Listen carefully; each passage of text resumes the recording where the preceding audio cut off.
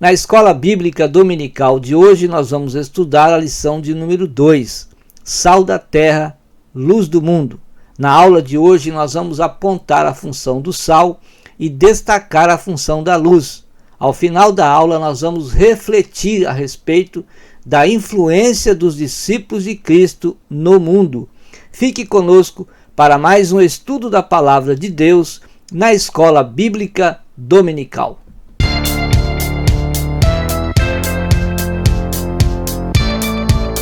Que a graça e a paz de nosso Senhor e Salvador Jesus Cristo seja sobre a sua vida. É com muito prazer, com muita alegria e satisfação que mais uma vez nós estamos aqui para juntos estudarmos a Palavra de Deus na escola bíblica dominical.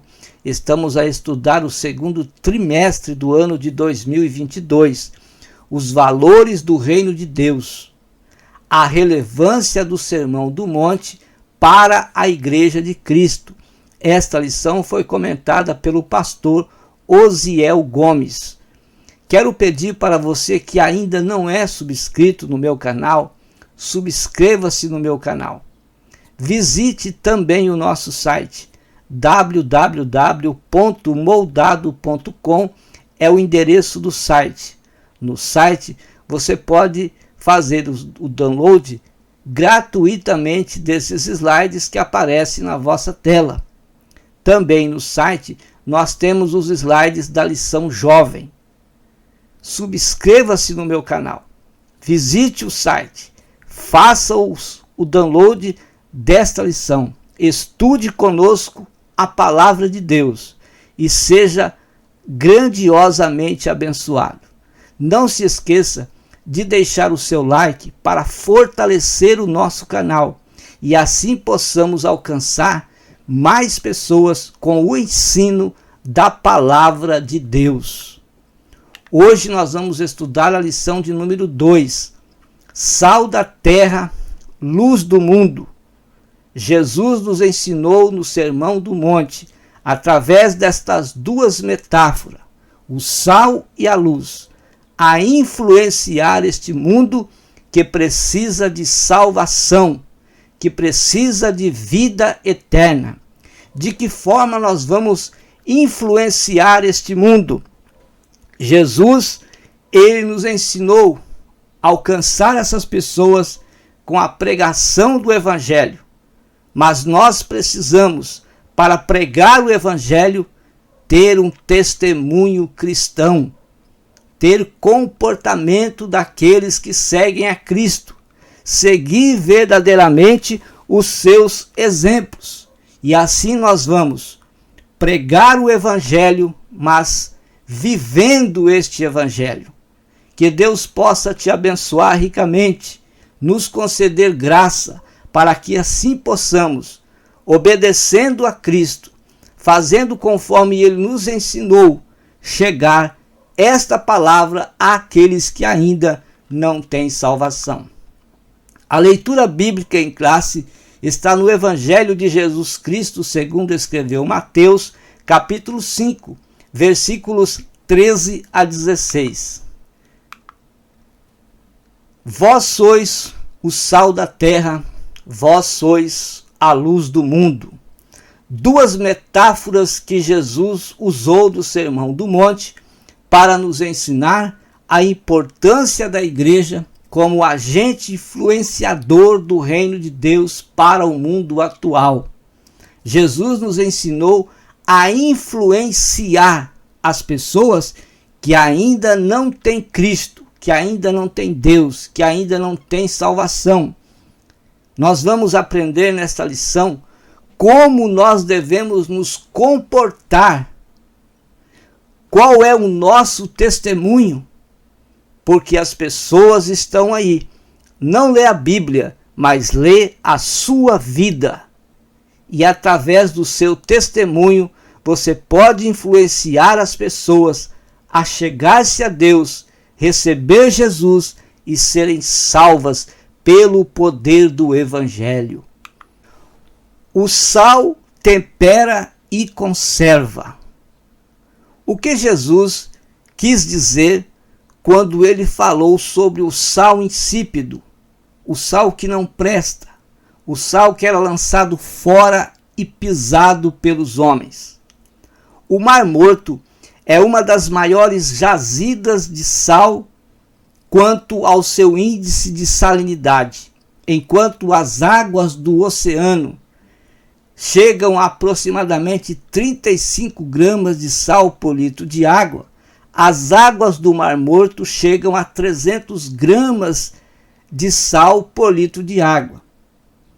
Os judeus recolhiam então o sal do Mar Morto e separavam o sal que servia para alimentação, o sal que servia para a saúde, o sal que servia para a limpeza e o sal que servia para o sacrifício de holocaustos, principalmente nas ofertas de manjares e ainda outros benefícios que traziam o sal. O sal insípido era aquele sal que não prestava. Este sal, ele era depositado ou armazenado em um depósito no templo pelos sacerdotes. No tempo do inverno, quando a neve caía, o chão do pátio do templo ficava coberto de neves, então ficava úmido e escorregadio. Os sacerdotes então usavam esse sal insípido, esse sal que não prestava, para que esse sal derretesse a neve. E as pessoas então, ao entrar no templo, pisavam naquele sal e entravam em segurança no templo para adorar a Deus. Por isso Jesus disse sobre o sal insípido, que nada mais presta a não ser para ser lançado fora e pisado pelos homens. Existem ainda outras explicações sobre o sal insípido, mas nós escolhemos esta. Que Deus possa te abençoar e você possa aí ter então esse subsídio para explicar aos seus alunos na escola bíblica dominical sobre o sal insípido. Mas o sal para a alimentação, o sal que nós usamos, ele é composto ainda de sódio e de cloro. Sódio mais cloro, que faz então esse sal para alimentação, que nós chamamos de cloreto de sódio. Na Bíblia, a palavra sal aparece como substância branca usada como tempero, como em Jó capítulo 6, versículo 6 e em Marcos 9,50. Também remédio e conservante, e ainda nos sacrifícios o sal era muito usado, principalmente para a oferta de manjares. No grego bíblico, há pelo menos 4 significados para a palavra halás, substantivo neutro para sal.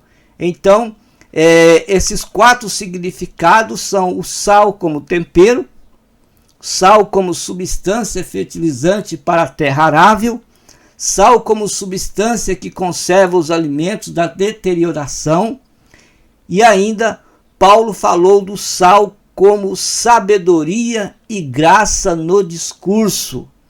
Ele disse assim em Colossenses 4:6: a vossa palavra seja agradável, temperada com sal, para que saibais como convém responder a cada um. A nossa palavra precisa ser temperada com sal. O que vamos falar? Qual o momento de falar? Qual a hora de falar? O que falar? Nós precisamos ter essa sabedoria. E com certeza, com essa sabedoria de falar no tempo certo, na hora exata, no local exato e no momento exato, nós vamos alcançar as pessoas para Jesus, e esta palavra então vai falar ao seu coração poderosamente. A importância do sal. 2 funções importantes do sal, que é dar sabor e preservar. Uma vida moderada e equilibrada, ela dá sabor. E as pessoas gostam, vão gostar de te ouvir, vão gostar de estar sempre perto de você, porque você, quando fala, a forma que você se comporta, o seu testemunho cristão vai influenciar as pessoas, vai trazer as pessoas até si, porque a sua palavra é uma palavra temperada. Você sabe como se portar, você sabe como falar, você sabe como proceder. Então a nossa palavra, o nosso comportamento, o nosso temperamento precisa ser um temperamento cristão. Nós precisamos moldar isso na nossa vida. E então a nossa vida vai saborear esse mundo. As pessoas vão gostar. Quem não gosta de um bom sabor? Quem é que não gosta de estar perto de pessoas que falam palavras maravilhosas, conselhos bons, orientações sábias? Nós gostamos. Então nós precisamos ser assim também. A outra coisa que o sal faz é preservar. Assim como o sal tem a função de combater as bactérias e conservar os alimentos, o crente, como sal da terra, o que ele faz? Combate a corrupção do mundo e preserva a santidade. Então o sal, ele combate as bactérias e conserva os alimentos. O cristão, como sal da terra, o que ele faz? Ele combate a corrupção do mundo e preserva a santidade. Ele confronta o pecado. É por isso que nós somos chamados de protestantes, porque nós protestamos contra o pecado. E por que nós fazemos isso? Para preservar a santidade na nossa vida e levar a palavra de Deus através do nosso testemunho, tanto no nosso comportamento, como também com a nossa pregação, com o nosso conselho, com a nossa fala. Com certeza as pessoas irão receber a Cristo assim, quando você confronta o pecado, quando você fala a verdade da palavra de Deus, você está preservando uma vida de santidade e agradando ao Senhor nosso Deus. O cristão como sal. Como cristãos, devemos influenciar o mundo que se encontra em estado de podridão espiritual. O mundo só não mal cheirou ainda. Por quê? Porque a igreja tempera esse mundo. A igreja é o sal que preserva. A igreja é o sal que tempera. A igreja é o sal que não deixa este mundo cheirar mal, por causa da podridão. Agora, um dia, a igreja vai ser tirada dessa terra. E com certeza, este mundo vai cheirar mal por causa do pecado. O sal é bom, disse Jesus em Lucas 14, 34 e 35. Mas se ele perder o sabor, como restaurá-lo? Não serve nem para o solo, nem para o adubo, é jogado fora. E Jesus ainda disse: aquele que tem ouvidos para ouvir, ouça. Então, o cristão deve expressar os valores morais e espirituais do Evangelho em sua vida. De que forma? Como nós vamos expressar os valores, os princípios da palavra de Deus? Como nós vamos pregar este Evangelho? Como nós vamos falar a verdade? Como nós vamos confrontar o pecado? Opondo-se aos valores do mundo, confrontando ao pecado que está no mundo. confrontando aquilo que contradiz a palavra de Deus, se opondo a esses erros. Assim, nós vamos estar anunciando o Evangelho, nós vamos estar pregando o Evangelho com a nossa vida, com o nosso comportamento, vivendo esta palavra. O segundo tópico da nossa lição fala sobre a luz ilumina lugares em trevas. Veja lá, a luz ilumina lugares em trevas. O conceito físico e metafórico da luz. Então a luz, ela é tanto natural, como aquela que vem dos corpos celestes, e ela pode ser também uma luz artificial, que é aquela criada pelos homens, que chega através das velas, das lâmpadas, da lamparina, enfim, essa é uma luz criada então pelos homens, mas ela vem também naturalmente. Então ela, de qualquer uma dessas formas, a luz traz claridade a tudo que esteja nas trevas. Então qualquer reflexo de luz vai trazer um nível, um índice de claridade em uma escuridão. Então a luz usada como metáfora do ponto de vista bíblico. Então nós precisamos também ser luz. Então a luz, ela só brilha em meio às trevas. Onde está a escuridão, a luz aparece. Se a luz aparecer, com certeza ela vai clarear aquele recinto, clarear aquele local, clarear aquele ambiente. Você já deve ter tido algum tipo de experiência desta forma, quando as pessoas estão conversando de uma forma carnal, contando piadas ofensivas, piadas imorais, falando alguma coisa concernente a este mundo que contradiz a palavra de Deus, que não é do testemunho cristão, daqueles que seguem a Cristo. E aí você chega naquela roda, o que as pessoas fazem? Se você dá um bom testemunho, se você é um crente verdadeiro, um cristão realmente que dá testemunho da palavra de Deus, as pessoas vão fazer o quê? Vão se calar, elas vão parar de falar, porque chegou alguém que brilha, alguém que tem a luz de Cristo na sua vida, e aquelas pessoas, elas vão se calar, porque chegou a luz. Onde chega a luz, as trevas desaparecem. Então é por isso que nós precisamos ser também luz. A luz usada como metáfora do ponto de vista bíblico. Por exemplo, Deus.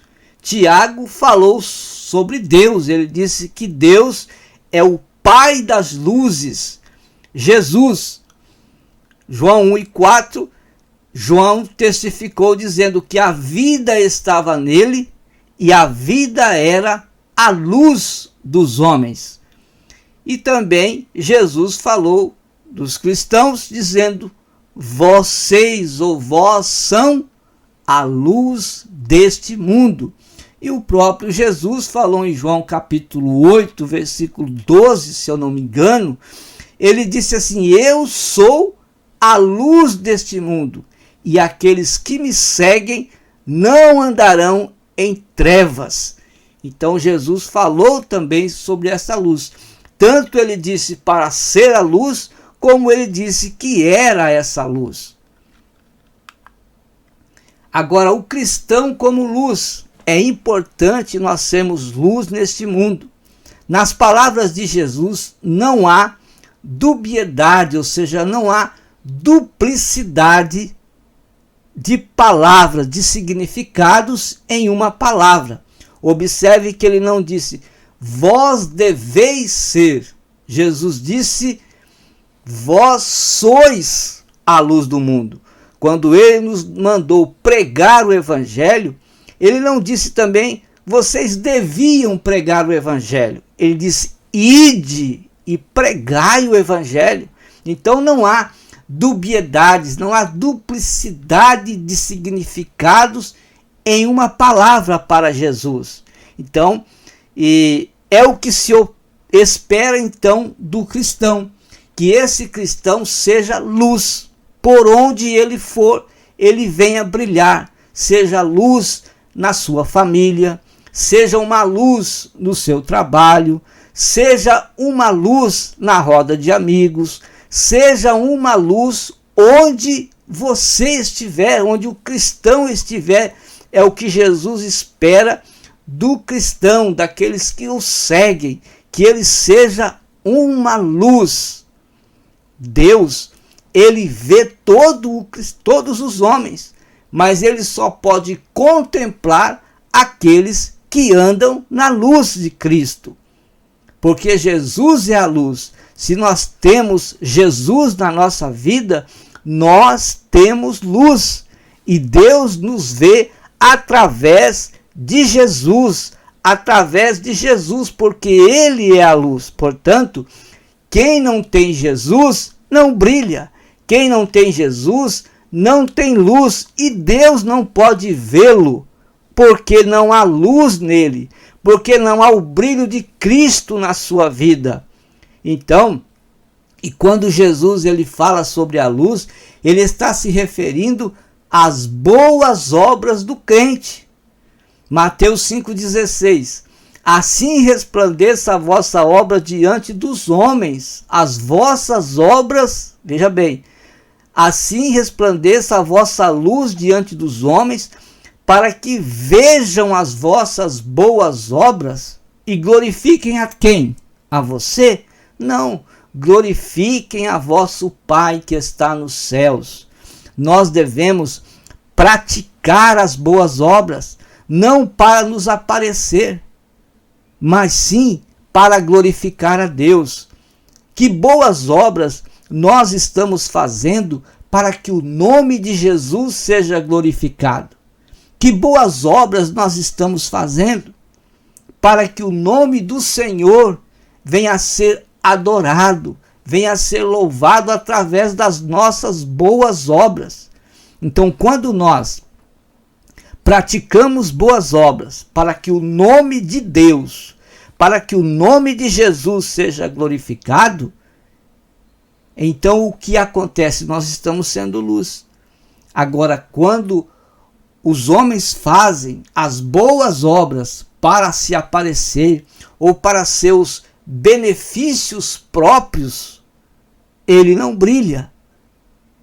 O brilho vem através daquele que pratica a obra de Deus, que realiza a obra de Deus, que beneficia outras pessoas com boas obras. Mas ele está fazendo aquilo para que o nome do Senhor seja glorificado. Então a luz aparece na sua vida pelas boas obras que você pratica, não para se aparecer, mas para que o nome do Senhor Jesus venha a ser glorificado. A luz em lugares de trevas. Veja bem, a luz em lugares de trevas. Se não há luz em um lugar de trevas, as trevas continuam sendo trevas. Mas quando a luz chega, as trevas desaparecem. Então é impossível impedir o brilho de uma luz em uma cidade que está edificada. Se existe uma cidade, existe luz naquela cidade. E não tem como esta cidade não aparecer. Ela vai aparecer por causa da luz. Assim é impossível o crente não brilhar neste mundo de trevas. O crente que vive uma vida na presença de Deus, o crente que adora a Deus em espírito e em verdade, onde ele chega, a luz de Cristo vai brilhar na sua vida. A sua fala vai refletir a luz, o seu comportamento vai refletir luz. Jesus disse em Mateus 5,14: vós sois a luz do mundo. Aí ele diz: não se pode esconder uma cidade edificada sobre um monte. Onde está o crente, está uma luz. Aleluia! Onde está o crente, a luz chega e as trevas desaparecem. A natureza de Cristo, ela é adquirida através do novo nascimento. Quando nós recebemos Jesus na nossa vida, nós nascemos de novo. Nós temos agora a natureza de Cristo, ou seja, a mente de Cristo. O nosso coração adora a Cristo, serve a Cristo. O nosso comportamento também agora é um comportamento que reflete a luz de Cristo na nossa vida. Então, quando nós nascemos de novo, a luz passa a brilhar em nós, é a luz de Cristo. Todos que passam pelo novo nascimento, ele traz consigo a luz de Cristo. A luz de Cristo, ela é então refletida pelas boas obras. Nós fazemos as boas obras e a luz está ali, aparecendo, porque nós estamos fazendo para que o nome do Senhor venha a ser glorificado. João 3,21 diz assim: quem pratica a verdade se aproxima da onde? Se aproxima da luz, para que as suas obras sejam manifestas, porque elas são feitas em Deus. Quando você faz as suas obras, quando você realiza, tanto na casa de Deus, quanto no seu trabalho, na sua família, no ambiente em que você convive com os seus vizinhos, na sociedade em que você vive, você pratica as boas obras para glorificar o nome do Senhor, você está sendo uma luz, você está brilhando, Deus está sendo glorificado, o nome do Senhor está sendo exaltado, porque você é uma luz na sua família, com os seus parentes, com os seus amigos, no seu trabalho, na igreja, você está praticando essas obras e o nome do Senhor está sendo louvado. Você não pode produzir a luz que vem de Deus por sua própria força, pois ela é gerada por intermédio do Espírito Santo que o fortalece. Veja bem, o Espírito Santo, ele gera no crente esta luz. E o crente vai gerar esta luz, vai expressar, vai refletir esta luz quando ele coloca em prática as suas obras para glorificar a Deus. É por isso que nós precisamos do Espírito Santo, porque é ele quem gera em nós a luz de Cristo. E nós refletimos então as boas obras para agradar a Deus, para louvar a Deus, e esta luz então resplandece através de nossas boas obras para glorificar o nome do Senhor. O terceiro tópico da nossa lição: discípulos que influenciam. Será que nós estamos sendo discípulos para influenciar este mundo? Ou nós estamos sendo discípulos para apenas nos aparecer? Quantas pessoas gostam de estar no meio dos evangélicos para ser evangélico? Não, nós precisamos assumir com compromisso a responsabilidade de influenciadores do Evangelho através de Cristo, porque nós sabemos que o Evangelho é o poder de Deus para a salvação de todo aquele que nele crê. Então, os discípulos, eles influenciam sendo sal. O sal não aparece. Claro que ele não aparece quando nós comemos a comida. O sal, nós não vemos o sal ali na comida, mas nós podemos sentir o sal. pois atua de maneira oculta e silenciosa. Então, na comida, ele está atuando, mas lá na prateleira, no armário, ele está lá aparecendo, porque ele não está atuando, então ele está aparecendo. É isso que acontece conosco, é isso que acontece com os seguidores de Cristo. Os seguidores de Cristo não podem ficar parados, precisam estar sempre em ação, para que o nome de Jesus venha a ser refletido naquilo que ele está fazendo. Quando ele para, ou quando ele faz para que ele apareça, ele vai ficar aparecendo, mas sem luz ou sem sabor. Então é necessário que nós façamos alguma coisa para dar sabor, para saborear, para que o mundo venha até Cristo de uma forma maravilhosa e gloriosa. Então, o sal não aparece porque ele está em atuação. Significa que antes de testemunharmos publicamente, é preciso renovar o homem interior.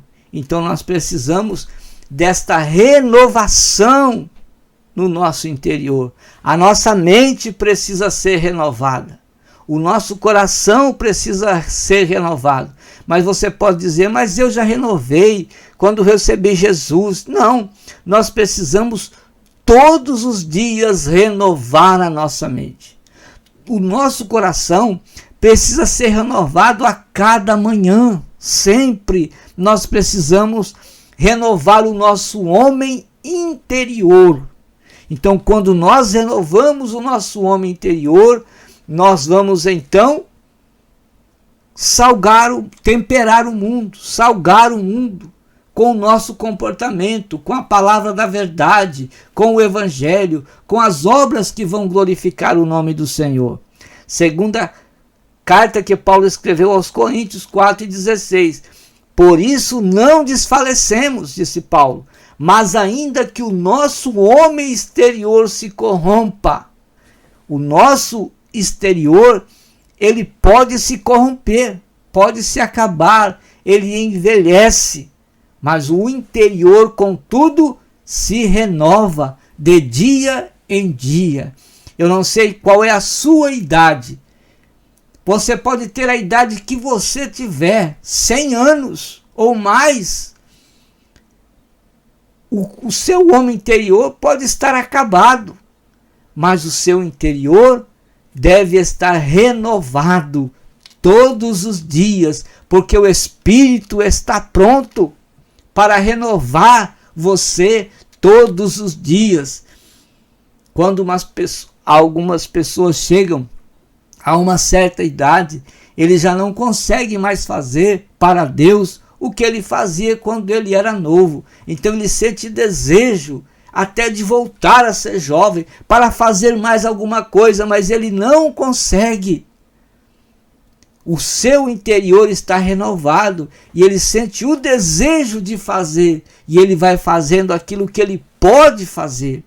Então é importante que, enquanto nós temos oportunidades para realizar a obra de Deus, para fazer a obra de Deus, nós devemos fazer, porque ainda o nosso corpo nos ajuda a fazer, mas nós devemos manter a nossa mente renovada, o nosso coração renovado, o nosso interior renovado para fazer a obra de Deus e também colocar em prática o Evangelho, fazendo boas obras que glorifiquem o nome do Senhor. Sendo luz, então aqui, discípulos que influenciam, sendo luz. Como luz, o cristão deve brilhar na família, na escola, no trabalho, em toda a sociedade ele deve brilhar, porque ele é a luz de Cristo. Ele está brilhando. Os cristãos devem andar na luz onde Deus está e não na escuridão do pecado. Então, por quê? Porque se o homem está em pecado, ele vai estar nas trevas. Mas se ele está em Deus, ele está na luz. Então nós precisamos estar em Deus, estar em Cristo, estar em Jesus e brilhar na escuridão do pecado, brilhar nas trevas. Onde houver pecado, chega a luz para acabar, para eliminar aquelas trevas. 1 de João 1,7 diz: mas se andarmos na luz, como ele na luz está, então vamos viver uma vida de luz para brilharmos neste mundo de trevas. O Salmo 119, o 105 diz: lâmpada para os meus pés é a tua palavra e luz para o meu caminho.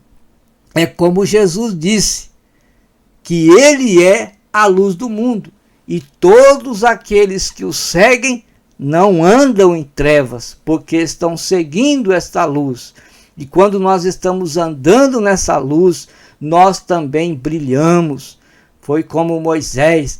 Moisés foi para o Monte Sinai receber as tábuas do mandamento. Quando ele desceu lá do Monte Sinai, ele brilhava. E brilhava de tal forma que os que ali estavam embaixo, os israelitas, não podiam olhar para Moisés, porque a luz de Deus estava na vida de Moisés, a presença de Deus estava na vida de Moisés. Assim também deve ser a nossa vida. Se nós andarmos nesta luz, seguindo esta luz, em comunhão com esta luz, também nós vamos brilhar. As pessoas vão ver em nós a presença de Deus através da luz que está brilhando na nossa vida. Não é uma luz gerada por nós mesmos, porque nós não podemos, através dos nossos esforços, gerar esta luz.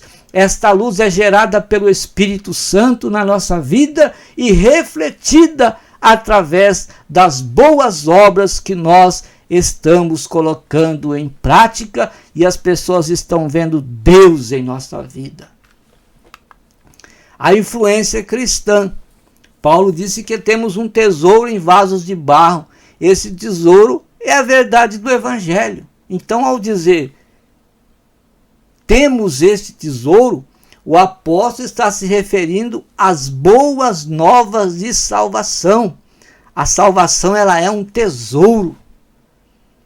E está guardada onde? Neste vaso frágil. Nós somos frágeis, nós somos de barro, mas dentro de nós tem um tesouro. Dentro de nós tem pedras preciosas, tem a salvação, tem a palavra de Deus, tem o Espírito Santo, tem a graça de Deus, tem o poder de Deus. Isso são coisas preciosas, são tesouros. Paulo diz então que nós temos um tesouro em vasos de barro, uma dádiva de valor inestimável.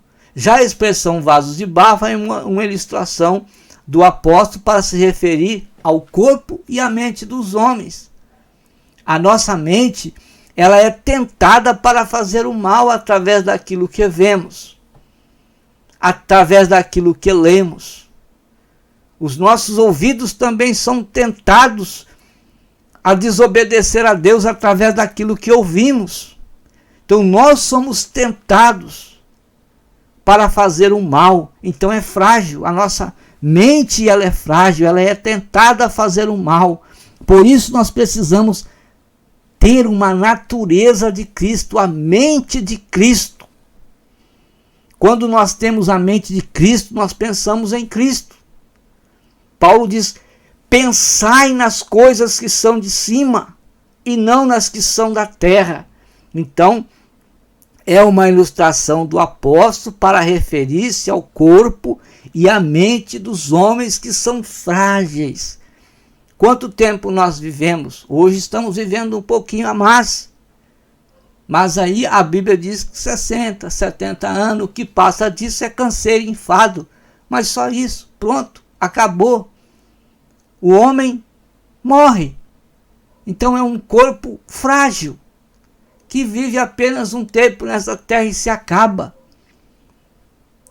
Então, mas dentro de nós precisa dessa graça de Deus, precisa desse poder de Deus. Carregamos conosco, devemos carregar a salvação, o Espírito Santo, a palavra de Deus, o poder de Deus, a presença de Deus. O poder extraordinário, ele é de Deus e não nosso.